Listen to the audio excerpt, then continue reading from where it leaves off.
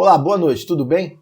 Muito obrigado pela sua audiência. Eu sou o Anderson e este é o programa Ernesto Responde.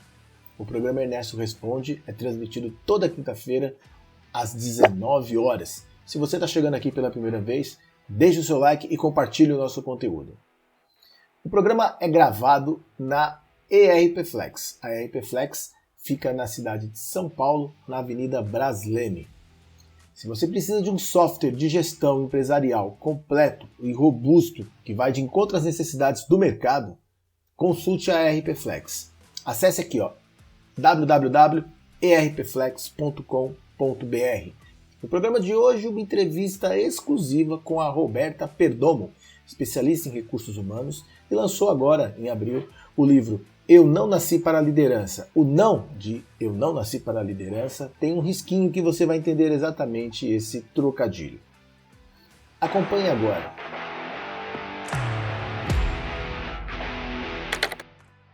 Pessoal, hoje eu estou aqui com uma escritora, Roberta Perdomo, está aqui comigo, e que escreveu esse livro aqui. E o título já gera uma curiosidade, que se olhando assim de longe, vocês devem estar lendo só assim, Eu Nasci para Liderar. Mas tem um não aqui, que está riscado. Então, eu queria que você explicasse esse título. Você nasceu ou não nasceu para liderar? E aí, esse título já nasce de uma inquietação que é humana, né? Porque às vezes os gestores, aí, vou usar aqui gestores, ora líderes, ficam angustiados porque talvez não estão dando conta, e aí vem aquela, poxa, mas eu acho que eu não nasci para isso mesmo, eu não sirvo, eu não sei fazer, né? Não é pra mim.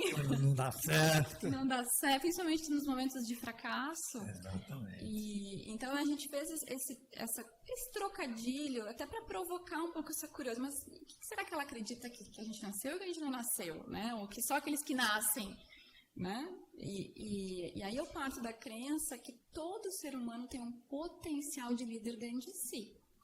Se ele vai desenvolver esse potencial, aí é uma escolha, às vezes é a vida, às vezes são as oportunidades, mas principalmente para aqueles que estão no mundo organizacional, acaba sendo uma escolha. Mas o potencial está ali. Então, eu não me conformo com, não, eu não nasci para isso. Agora, se você não quer, está tudo bem, né? Tem pessoas que não gostam de estar, talvez, principalmente na parte de gerir, né? Gerir pessoas, que tá junto ali da liderança. Então, eu entendo que a gente tem esse potencial. Por isso, poxa, eu nasci sim para liderar. O que eu preciso fazer? Né? Para me desenvolver, para aprender, para chegar nesse espaço, né, de liderança. Acho que é assim, tem pessoas que são tímidas, dominam o assunto, mas não querem saber nada de liderança. Só fazem o seu trabalho direitinho. E tudo bem, né? Eu acho que é uma escolha. Enfim, por isso que eu falo. Tem muitos programadores. Exato. Tem um perfil mais em geral, e aí estamos generalizando, né? Mais introspectivos. Eu trabalho bastante com uma incubadora lá em Florianópolis, com empreendedores de incubadora. Mas também não dá para dizer que, dado que eu sou tímida, eu não posso liderar um time. Exato. Porque existe, às vezes, uma confusão também. Com o líder, aquele que é eloquente, que é extrovertido, e não precisa ser assim. Eu falo bastante de encontrar o seu espaço de autenticidade enquanto líder. Mas, de novo, tá tudo bem se eu não quiser assumir essa posição, né? Mas no momento que assume, não precisa ser de uma forma assim, espalhafatosa. Vai lá, dá conselho para um, conselho para outro, conselho para outro. Está liderando de uma forma, às vezes, até mais eficiente e está conquistando e ajudando as pessoas. Né? É isso mesmo. E o subtítulo é O Caminho Prático para Ir Além da Gestão. O que significa ir além da gestão? É fazer a empresa ter resultados magníficos? O que vai além da gestão? O que assim, acho que a base que está no livro parte dessa minha inquietação de que a liderança não é sinônimo de gestão. São coisas que andam juntas no mundo organizacional, porque, obviamente, eu preciso de ferramentas de gestão para trazer resultado. Mas a liderança, ela pode ir muito além das ferramentas, dos métodos, da rotina, das rotinas que a gente utiliza no dia a dia. Então, a minha provocação, acho que no livro é, para liderar, eu preciso me olhar enquanto ser humano. Né? A liderança está no ser e a gestão está no fazer. Então, enquanto a liderança, ela está na intenção que eu coloco nas coisas que eu faço, em trazer o propósito para o nosso dia a dia, fazer essa conexão, né, do sentido e significado desse negócio, o impacto que a gente está causando, e também na qualidade de presença que a gente imprime nas nossas relações, junto com uma gestão eficaz, processos, métodos e rotinas têm muito mais potência. Então, para ir além, o que eu quero dizer, não adianta, na minha visão, só aprender práticas de gestão. Pode ser que eu traga resultado. Mas será que eu vou, de verdade, tocar as pessoas e fazer um negócio como vocês fizeram anos atrás? Sem imaginar um futuro diferente, sem esse brilho no olho, essa paixão. Isso está no ser, não está na ferramenta. Depois você traz ferramenta para dar conta de executar tudo isso, claro. Né?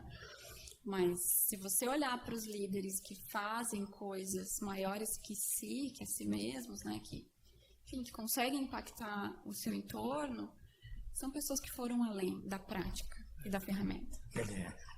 Os liderados realmente cresceram junto, fizeram coisas acima da média, influenciados por aquele líder. Claro.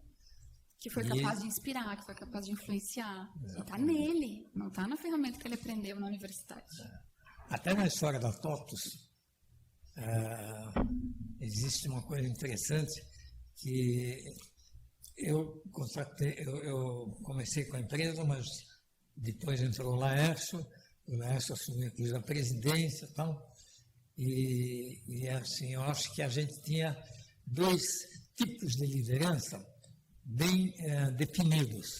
Enquanto o Laércio era mais na parte organizacional, na parte financeira, na parte comercial e na parte de comportamento das pessoas, eu era mais líder na parte de tecnologia, que é uma liderança também não tão simples, porque você tem que ajudar a fazer com que as pessoas gostem daquela tecnologia complexa que é a programação, e além disso façam cursos, aprendam, porque demanda muito sacrifício, né? Você entender todos os detalhes. Né? Então, acho que aí também a liderança ela tem vários caminhos. Exatamente. Aí a outra provocação é: você pode encontrar o teu caminho. Existem referências sim, mas a gente fica muito na referência do líder carismático. E é por isso que muitas pessoas que talvez, como eu falei, são às vezes mais introvertidas ou mais técnicas, entendem que eu não nasci para liderar. E não é assim. E num time, você vê a combinação perfeita para fazer um negócio crescer, você ter líderes com perfis diferentes. Então, uma das coisas é isso. Aquele camarada que é super tímido, que fica no seu canto, às vezes até fazendo uma função importante e tal, esse realmente não nasceu para liderar. Ele talvez não queira. Naquela oportunidade, naquela situação, né? E tá tudo bem, como eu falei, tá tudo bem, né? Porque tem pessoas que não querem liderar. Esse não é o ponto. A partir do momento que eu quero, tem um caminho para me desenvolver. E essas pessoas que querem exercer funções mais especialistas são super importantes na organização. Tem casos assim que a pessoa no trabalho é super tímida, fica lá, tal, fazendo seu trabalho corretamente, mas vai para o clube, ele é capitão do time. Não é? E em outros domínios está ali, né, influenciando, né, ajudando as pessoas, enfim. E eu acho que hoje também mudou muito a forma de liderar, né? Eu falo muito do líder enquanto um facilitador, não necessariamente ele está à frente sempre. Ele pode estar atrás do time, facilitando, apoiando, às vezes não aparece todo o tempo, porque a gente tem a configuração dos times autogeridos. Na tecnologia é muito comum os times se autogerirem. Você não precisa ter alguém ali o tempo inteiro à frente. Às vezes o líder está facilitando só o processo. Ele não aparece. Se o time é constituído de pessoas que também são líderes. Exatamente. Todo mundo lidera e ele dá a palavra final, vamos falar assim, né? Ou nem dá a palavra final, mas incentive da autonomia, que eu também falo bastante de autonomia com a autoridade, para que o time tome as próprias decisões. Que isso é super difícil também quando eu tenho uma posição de autoridade na organização. Né? Deixar que às vezes o time se empodere e assuma, esteja à frente das coisas. Porque é um risco que eu corro. E tome ele as decisões. Exatamente. E quais são as características, assim, essenciais? Quer dizer, você já falou um pouco sobre isso, mas a pessoa precisa... Um camarada super tímido pode ser um bom líder? Sim, eu diria que sim. Porque, claro que a liderança, ela é um processo social. Então, exige que eu me relacione com as pessoas. Porque, na essência, o que é a liderança? Eu imaginar algo que é tão grande que eu não dou conta de fazer sozinho. Então, eu preciso de outras pessoas. É para isso que a gente exerce a liderança. Né? Então, eu preciso me relacionar. E aí, talvez, se eu me vejo muito tímida, eu vou ter que superar, porque exige conversa, exige estar junto, exige trabalhar em equipe, né? Então, talvez eu tenha que superar a minha timidez para me relacionar da melhor forma. Agora, eu não preciso sair de uma pessoa mais reservada para virar uma pessoa oposta, super extrovertida. Eu vou encontrar o meu caminho de exercer a minha liderança, né?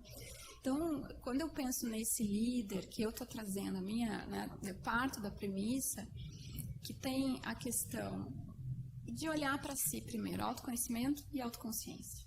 Então, o que eu gosto? Eu quero liderar? Qual que é o meu jeito? Quais são os meus talentos? Quais são as minhas paixões? Quais são os valores que vão orientar as minhas decisões? Isso é super importante. Se eu decidir por A ou por B, por quê? O que está por trás disso? E agir de forma congruente com esses valores. Eu acho que a congruência é uma coisa que inspira muito nas organizações e pode quebrar a confiança quando as pessoas percebem que o líder está sendo absolutamente incongruente. Então, autoconhecimento eu acho que é uma coisa fundamental, né, que eu chamo de habilidades pessoais. Eu saber quem eu sou, ou pelo menos quem eu quero ser, né, e o que eu preciso trabalhar a cada momento em mim para dar conta de ir fazendo as minhas escolhas, né, e escolhendo esse caminho que você falou de liderança. Muito pai que tem dificuldade em liderar a família, né? Principalmente os filhos. Quando você tem filhos assim, que tem uma vida já muito autônoma e já segue caminhos desconhecidos pelo pai, e hoje a juventude tem uma série de atividades aí que a gente nem sabe o que eles estão fazendo. Como é que você orienta um pai a realmente, principalmente quando ele tem um filho que está caminhando bem e tal, mas que precisa ter um ajuste na sua trajetória? Bom, eu entendo assim, que o exercício dessa liderança, talvez na vida, ele talvez seja um pouco diferente na organização, né? Dado que as relações são muito íntimas. Né? Pai e filho embola tudo. Enfim, embola, porque a gente quer que o filho... A minha experiência como mãe, ainda tenho filhos pequenos, né? Não cheguei na fase da adolescência, de juventude. Porém, o que eu entendo é que se a gente cultivar uma relação saudável com os filhos desde cedo, no mínimo, talvez a gente consiga ter boas conversas. Conversas de um escutando o outro, mas sem querer impor, porque vamos combinar que um jovem, a gente não impõe nada para um jovem, né? Principalmente um jovem que está querendo voar. Então, o máximo que um pai consegue fazer é orientar, mas de um lugar de, olha, é isso que eu estou vendo, é isso que eu estou enxergando. Se eu fosse você, talvez vá por esse caminho, quais são as consequências? E talvez fazer boas perguntas. Porque às vezes ao perguntar, eu falo muito disso, né, da escuta, a pessoa vai, ela mesma refletindo. Porque impor a sua vontade para um jovem é muito complicado, né? A gente sabe, já somos jovens. Você corre sempre o risco dele fazer exatamente o contrário. Claro, porque o jovem tem isso, principalmente próximo dos 21 anos, de querer ganhar o mundo. E aí eu quero ser eu, encontrar a minha identidade. Né? Os jovens hoje estão muito independentes. Mas isso aí também tem esse lado positivo, né? Porque claro. Eles muitas vezes crescem mais do que o próprio pai, quer dizer, na vida. É isso mesmo. Quais são os principais obstáculos que as pessoas enfrentam ao tentar se tornar líderes autênticos? Quer dizer, a pessoa quer se tornar líder daquele grupo de pessoas porque realmente faz parte da vida dela, tem uma influência tremenda, e ela não consegue. Então, o que ela deve fazer para realmente conseguir essa liderança? É claro que cada caso é um caso, porque o entorno influencia muito no líder, né? Eu falo muito do líder e seu entorno também. Assim como eu impacto meu entorno me impacta. Então, dependendo da situação desse líder, se é uma cultura difícil, se ele foi promovido e a equipe não concordava por alguma razão, né? Acontece. Eu sou par, de repente eu assumo um cargo de gestão formal, e aí como é que eu exerço isso se o time está desconfortável por alguma razão? Então, cada caso é um caso. Mas eu diria que o principal obstáculo, em geral, está em mim. É o quê? Está em mim mesma. Nas minhas barreiras, nos medos que eu tenho, às vezes na baixa autoconfiança, ou na minha incapacidade de abrir conversas, né, sinceras e honestas com o meu time. Então, acho que o principal obstáculo, muitas vezes, é interno, não está fora. Eu diria que tem um outro obstáculo, que é quando o grupo que você vai tentar liderar, ele é bom em alguma coisa. Vou pegar um exemplo que aconteceu comigo, em que tinha um grupo lá de jogadores de polo aquático no clube. E aí todos jogavam bem, mas aí o técnico chegou e viu que eu era o mais responsável, mais certinho assim, nem era o melhor jogador também, que eu ficasse capitão do time. Olha, eu não conseguia fazer com que uma determinada ordem que precisava ser dada ao grupo, né, desde horário de partida de uma determinada viagem até o esquema do jogo, enfim, qualquer coisa, porque eles, como jogavam melhor do que eu, eles se achavam os reis da cocada doce e não aceitavam quase nenhuma informação, qualquer coisa que eu gostaria de incluir no grupo. Aí, qual é a forma que eu poderia, talvez, melhorar um pouco esse relacionamento? Fazer com que eles realmente me respeitassem. O que você fez na época, você lembra? Que estratégia você tentou usar? Olha, eu tentei sempre ser o mais amigo possível e também eu tentava, mais ou menos, agir da forma como eles agiam, que era uma forma para mim um pouco diferente, porque eles eram muito expansivos, eles eram um pouco mais jovens do que eu, então eu tentava, vamos dizer assim, imitá-los nos comportamentos e achava, bom, aí eles vão me aceitar com mais eficiência. Funcionou, mas muito pouco. Não funcionou da forma como você gostaria. Não funcionou da forma como eu gostaria. Quer dizer, o que eu quero com isso mostrar é o seguinte, a liderança é uma coisa que exige realmente muito do líder. Sim, porque você vê uma coisa que ela não é outorgada com o cargo que você ocupa. O cargo te dá autoridade para a tomada de decisão. Agora, a liderança, que é isso que você estava buscando, deles te escutarem, né, enfim, respeitarem as coisas que precisariam ser feitas, vem com a confiança e com o tempo. A autoridade, o cargo te dá uma certa autoridade, obviamente, principalmente no mundo organizacional, mas as pessoas têm que te otorgar uma autoridade que vem pela confiança e admiração. E aí, às vezes, é sendo você mesmo, tendo, conversas, às vezes, francas e honestas quando as coisas não estão funcionando. E para cada grupo vai exigir uma forma de conquista de confiança.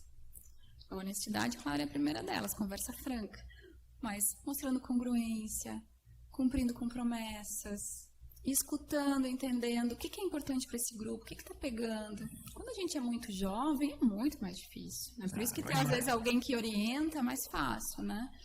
Mas você vê como leva um tempo, às vezes, até esse líder conquistar esse espaço. Principalmente com um grupo que já está formado, que foi esse caso aí, né? Eu, na maior parte das vezes em que fui galgado ao posto de líder, né? Principalmente nas empresas, eu apelava para o negócio, o castigo. Quer dizer, um castigo coerente, né? Também não ia bater no cara, mas, sei lá, ia eliminá-lo de uma determinada atividade, ou então um aumento do salário cortava aquele cara, que não estava me obedecendo ao contento. O que você coloca, recomenda nesse caso? Quer dizer, até onde o castigo, eu sei que não é a forma ideal, Sim. mas às vezes é a única forma. Principalmente teve momentos em que eu cortei a pessoa, quer dizer, ou demiti, ou afastei ela daquele grupo, enfim, eliminei. Sim. É quando você tem um cargo de gestão, né, e aí eu vou sempre falar as duas coisas em paralelo, né, por isso que eu diferencio bastante liderança de gestão. Quando você tem um cargo você tem responsabilidade numa organização que é fazer essa gestão de pessoas. Exato. Que é a questão da gestão das consequências. Eu não gosto muito da palavra castigo, que me remete aos meus, o filho em casa. Na organização é todo mundo adulto, então eu prefiro falar de gestão de consequências, causa e consequência. Só que tudo tem que partir dos combinados que eu faço com o time. Se eu não faço bons combinados, dificilmente as pessoas vão entender por que eu não recebi esse... Não estou dizendo que é outro caso, mas... Né, por que eu não recebi o aumento de mérito esse ano e o restante do time recebeu? Que é uma coisa absolutamente normal nas organizações. Né? Você faz escolha, você não tem dinheiro para dar aumento para todo mundo. Então, esse gestor, ele precisa fazer escolhas o tempo inteiro, mas eu vejo que muitas vezes pecam em fazer combinados claros. O que eu espero de você? Por que isso é importante? Quais são os comportamentos que a gente vai nutrir? O que não é negociável? Lembra da questão de eu saber quais são os valores que eu quero cultivar aqui? Então, o que é a consequência? Se tem alguém no time que não está atuando de acordo com aquilo que a gente combinou, vai ter uma consequência. Fracasso. Seja o fracasso dela, do time, tem um impacto negativo, né, no entorno todo. Então, precisam ter conversas francas, de tempos em tempos, até que uma decisão mais dura seja tomada. Faz parte do cargo de gestor. Né? Enquanto líder, junto disso, é essa questão da congruência, de eu saber o porquê que eu estou tendo essa conversa com você, eu deixar isso claro para as pessoas, de muitas vezes dar autoridade para que o time também decida. Então, acho que por isso que eu falo sempre de unir a liderança com a gestão. Né? A gestão é isso, é eu fazer combinados, é eu dizer quais são as regras aqui. Né? Enfim. A gestão também tem o seu lado de liderança. Claro, porque as duas coisas andam juntas. Né? Se eu tenho um cargo formal de gestão, espera-se que eu atue como líder daquele time. Muitas vezes eu sou uma excelente gestora, e talvez eu perca o meu potencial de influência, de admiração, das pessoas gostarem de estar ali, de cultivar uma cultura de confiança, uma cultura bacana. Isso tudo está no líder. Mas eu faço bem o dia a dia. Né? O time produz, o time vai lá, entrega. Mas às vezes eu perco de construir algo ainda mais potente. Né? Seria uma liderança, seria um respeito maior do liderado contra o líder. Né? E às vezes também o gestor, ele tem, nas empresas grandes principalmente, ele tem que usar de armas que talvez ele não gostaria de utilizar, como por exemplo a demissão sumária, né? ou não aumento do salário no momento que todo mundo está recebendo. E aí ele pelo menos resolve o problema dele. Né? Tá, não estou conseguindo convencer esse liderado aqui com as minhas palavras. Eu não sou um líder para chegar e conseguir isso através das características de um líder, né? Quer convencer, quer chegar lá, falar de um jeito tal que a pessoa se entusiasma. Então eu vou ter que usar, vamos dizer assim, entre aspas, o castigo. E eu tenho poder para isso, e isso faz parte do jogo e está dentro do meu papel. Quer dizer, eu não posso também menosprezar, deixar de agir. Sim, porque está no papel do gestor tomar decisões difíceis. Exato. Eu acho que o que é importante nesses casos mais críticos, né, de desempenho ou de comportamento nos times, é, de novo, volta nos meus valores. Essa decisão está coerente com aquilo que eu acredito. Eu fiz tudo que estava na minha mão enquanto gestor para apoiar essa pessoa que está aqui talvez com uma excelente intenção, mas não está performando. Né? Fiz tudo isso, dei os recursos, fiz o que estava na minha mão, porque 50% é meu, mas 50% é do outro. Né? Tem a autorresponsabilidade também, o protagonismo do time. Se esse líder responde sim, sim, sim, ele vai tomar uma decisão difícil com mais tranquilidade. Vai ser fácil? Muitas vezes não. Para algumas pode ser mais fácil, para outras menos. Mas, claro, está na mão dele tomar decisões que, às vezes, não são fáceis. Né? Idealmente, a gente não precisaria tomar esse tipo de decisão, mas não vai acontecer eu ter 100% do time engajado, motivado, entregando, performando. Né? As pessoas são diferentes e reagem aos estímulos da organização de formas diferentes. A decisão que não é fácil, não é desejada, é exatamente a expulsão do indivíduo daquele grupo, né? Sim, e nesses casos, de novo, agir de forma coerente com os valores meus e da organização e de forma respeitosa, porque ainda tem muitos processos nas organizações que são absolutamente desrespeitosos, né, com o colaborador, enfim. Então, se esse líder está cuidando de tudo isso, ele vai ter mais tranquilidade para tomar decisão. Não, que às vezes vai acontecer, não é natural. Principalmente, acho que a pior atitude nisso que você falou é quando ele toma essa decisão que ele não gostaria de, vamos dizer assim, expulsar ou tirar aquela pessoa do grupo, ele fazer isso de uma forma aberta, espalhar. Tem muito líder que acha que fazendo isso de forma aberta e fazendo com que todos saibam o que está acontecendo, uma forma de ele ganhar respeito. Está errado. O famoso fique com medo de mim, né? Fique atentos. Não é que está errado, mas o que eu vou gerar nisso? As pessoas vão me respeitar ou vão ficar com medo da minha posição? E aí depende do que você quer, né? Você quer que as pessoas tenham medo ou que as pessoas te respeitem, te admirem? E se ele agir assim como uma pessoa querida dentro do grupo, aí, sem dúvida, que ele vai se dar mal. E aí, de novo, aquelas confusões que às vezes a gente faz, né? Entre ser querido pelas pessoas e ser bonzinho o tempo inteiro. Não, o líder tem que dizer não, ele tem que fazer combinados às vezes duros, dar mensagens diretas, né? Mas ele não precisa ser coercitivo, que não tem nada a ver com liderança, aliás, na minha visão, né? Que é o botar medo nas pessoas, ameaçar, que às vezes os líderes vão para esse lugar porque não sabem fazer diferente. Ou porque estão tão pressionados também como seres humanos que acabam, né, agindo como agem com eles, para cima. Mas, enfim, eu acho que é muito essa, de novo, eu estar absolutamente conectado com aquilo que eu valorizo e que é importante para mim. E aí agir de acordo com o que eu falo. Agora, existe curso de liderança? Às vezes eu vejo aí uns cursos de liderança assim, que ensinem os passos práticos que alguém deve dar para se tornar um líder eficiente, vamos falar assim. Tem curso, tem livro, tem milhares de cursos de liderança para todos os gostos e tipos, né? Mas eles adiantam? Depende do que você está indo buscar e do qual a tua escolha, daí qual curso fazer, né? Eu trabalho em desenvolvimento de liderança, então tenho que acreditar que a formação de liderança funciona e dá resultado. Então, eu acredito que, primeiro, você precisa entender se eu, como pessoa física, vou buscar o que eu quero, o que eu quero desenvolver. Quais são os tipos de formação que existem? Precisa ter uma pesquisa mínima para não cair em qualquer lugar e daqui a pouco é uma fria, porque tem também muita fria, né? Então, eu gosto muito de buscar pessoas que já fizeram formações. E aí eu sempre pergunto, qualquer curso que eu quero fazer, eu sempre pergunto para alguém que já participou. Como foi? O que você aprendeu? Qual foi a jornada?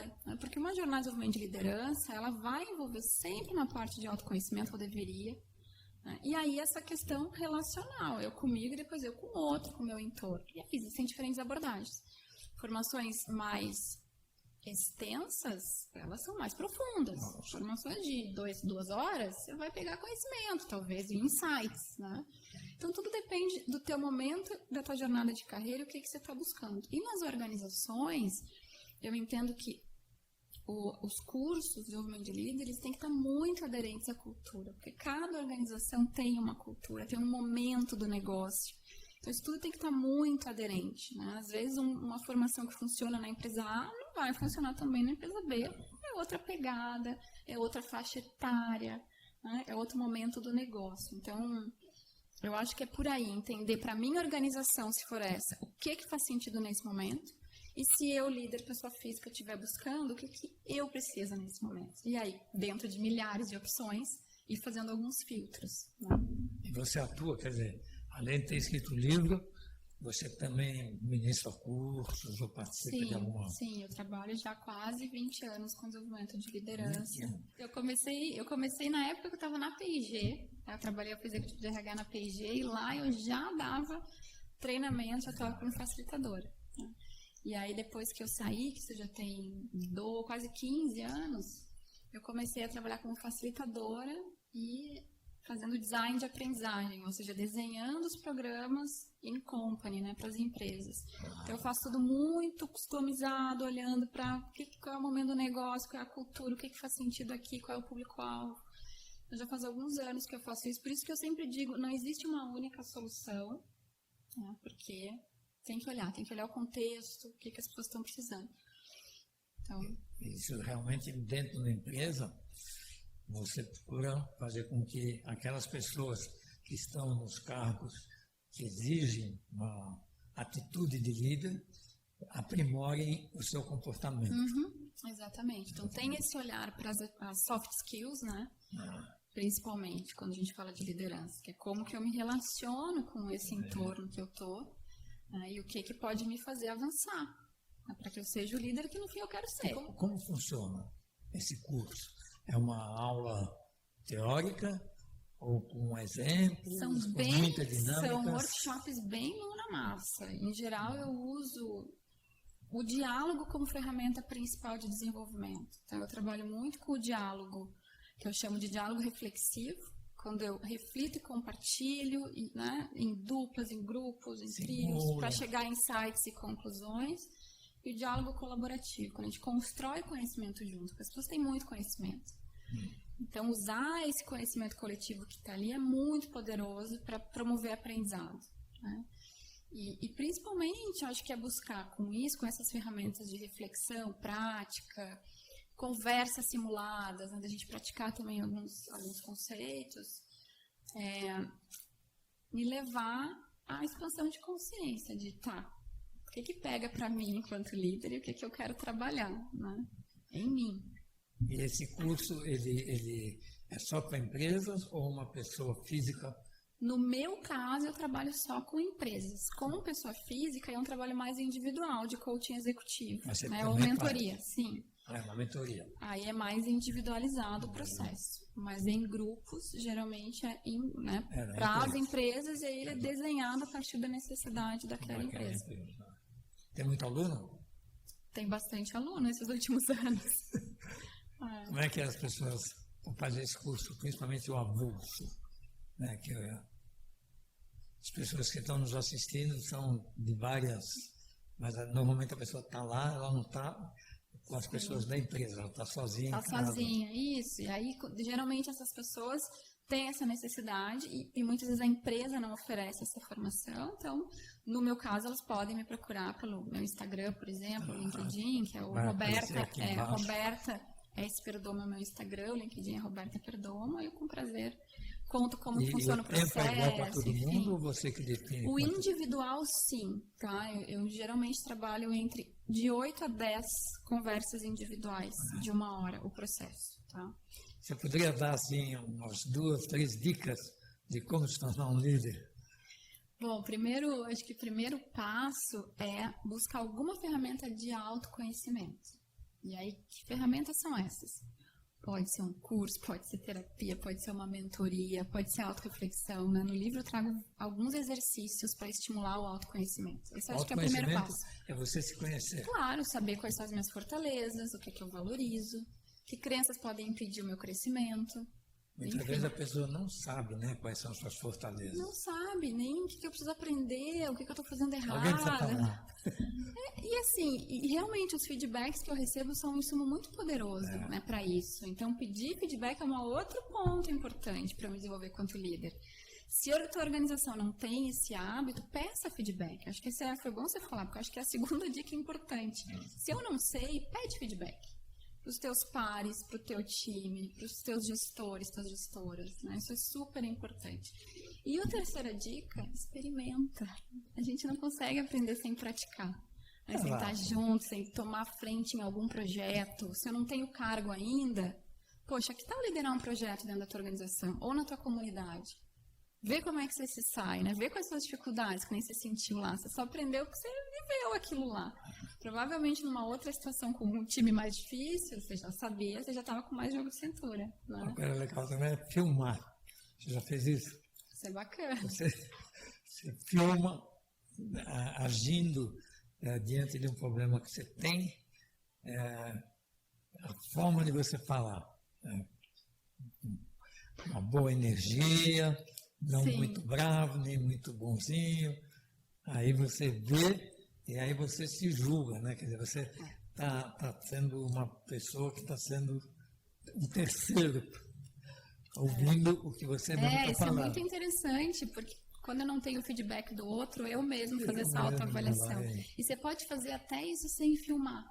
Eu sempre tenho um hábito, depois de um trabalho, tenho um hábito já há muitos anos, eu paro para refletir. Como foi? Como eu me senti? Qual foi o impacto para as pessoas? O que eu podia ter feito diferente? Exatamente. Isso te leva ao aprendizado para a vida. Né? E é uma coisa que também que as pessoas podem fazer, que é fácil, está na mão, e te leva a essa autoobservação, esse autoconhecimento. Qual é assim, o maior problema que você encontra nas pessoas? Eu acho que as pessoas, depois do advento da internet, depois desses programas como o próprio YouTube, mudou um pouco, né? Porque agora as pessoas têm a condição de se expressar de uma forma muito fácil e às vezes atingir um grande número de pessoas. Então, de uma forma geral, assim, qual é o maior problema que você vê, principalmente naquela pessoa que necessita ser líder, quer dizer, que ela precisa realmente capitanear um grupo de pessoas e não conseguem dominar o público que é seus subalternos. Olha, o que eu tenho percebido que é uma grande barreira é a incapacidade de escutar. Incapacidade? De escutar. De escutar. E principalmente agora, você falou, esse contexto de tanta informação, menos ainda a gente escuta. Porque a gente está falando aqui com o time, ó, e aí já está o Teams no celular, já me distraí, já não tem cabeça para escutar, está no piloto automático o tempo inteiro. Eu acho que isso é uma grande barreira que eu tenho visto hoje nas organizações e nas relações. A gente já julga antes, quer dar resposta, nem escutou o time. Enfim, eu acho que um grande desafio que a gente tem é... Acho que se resume mais ou menos no seguinte, a pessoa vem e fala, pô, eles não me ouvem, eles não me obedecem, então... Aí você fala para ele assim, uai, mas você nem sabe do que eles estão insatisfeitos. Exatamente. Você sabe por que eles não te ouvem? Não, é isso mesmo. A pessoa nem estudou, nem perguntou, às vezes, os motivos dessa insurreição, vamos dizer assim, que o grupo faz, né? O que mais? O livro, como é que a pessoa pode obter? Então, o livro, ele está disponível na Amazon para compra, já agora em abril, meados de abril. E é só clicar lá e procurar por Eu Não Nasci Para Liderar. Vai aparecer o link tanto do e-book quanto do livro físico. E na livraria, o físico mesmo para compra já direto, na Martins Fontes, na Avenida Paulista, aqui em São Paulo, e em Florianópolis, na Livrarias Catarinense. Tá. Vamos ver se as pessoas realmente aprendam a liderar lendo esse livro aqui. Tenho certeza que vai ajudar muito nessa função, né? Que não é tão simples como parece. Realmente é uma coisa que a pessoa precisa treinar, precisa ver quais são os segredos da boa liderança. Para finalizar, já que estamos falando em livros, eu também escrevi alguns, muitos técnicos, mas tem dois aqui que talvez até ajudem os seus alunos. Se você quiser, a qualquer momento, receber livros para distribuir para os seus alunos, pode pedir, dicas de como chegar lá. Que é um livro que fala da vida, de dicas de como você deve agir, tem os 10 princípios de Netas, que são 10 princípios de qualidade de vida. Obrigada. E é um livrinho rápido de ler, porque tem muita imagem, Aham. então o texto é relativamente fácil de Muito obrigada. assimilar. O outro livro é Fotolabor, é um livro que meu pai escreveu, Werner Abercorn, ele era fotógrafo, então tem muita foto da cidade de São Paulo nas décadas de 50 e 60. Então é bem interessante também. Belo presente, muito obrigada. Então, muito obrigado pela sua participação no Ernesto Responde.